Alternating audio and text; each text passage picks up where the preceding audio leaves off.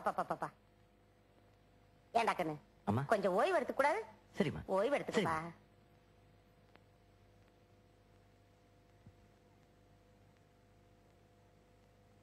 சிஷியா ஒரு பீடி கொடு. ஏய் சின்ன பசங்க பீடி குடிக்கூடாடா. அண்ணா நான் உன்னை விட 10 வயசு பெரியவன் தெரியுமா? ஒழுங்கா பீடி கொடு. இல்லன்னா விடுவேன். இந்தாங்க அண்ணா இந்தாங்க. Very good.